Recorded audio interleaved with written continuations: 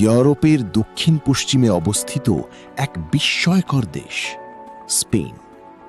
একটি দেশ যেখানে ইতিহাসের প্রতিটি অধ্যায় মিশে আছে রাজপ্রাসাদ, দুর্গ, উৎসব, সুস্বাদু খাবার এবং প্রাণবন্ত সংস্কৃতির সঙ্গে।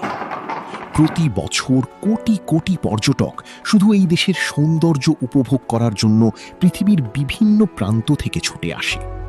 কিন্তু কি আছে স্পেনে যা তাকে এতটা বিশেষ করে তুলেছে? চলুন আজ ঘুরে আসি ইতিহাস ও ঐতিহ্যের দেশ স্পেনে। বার্সেলোনার সবচেয়ে বিখ্যাত স্থাপনাগুলোর একটি হল সাগ্রাদা ফ্যামিলিয়া। স্থপতি আন্তোনি গাউদির এই অসাধারণ সৃষ্টি আজও নির্মাণাধীন, তবুও এটি পৃথিবীর অন্যতম জনপ্রিয় পর্যটন আকর্ষণ। গ্রানাডায় অবস্থিত আলহামব্রা মুসলিম স্থাপত্যের এক অনন্য নিদর্শন। অন্যদিকে বার্সেলোনার পার্ক গুয়েল তার রঙিন মোজাইক এবং ব্যতিক্রমী নকশার জন্য বিশ্বজুড়ে বিখ্যাত। রাজধানী মাদ্রিদে অবস্থিত রয়্যাল প্যালেস অফ মাদ্রিদ স্পেনের রাজকীয় ঐতিহ্যের প্রতীক। স্পেনের সংস্কৃতি প্রাণবন্ত, রঙিন এবং উৎসবমুখর।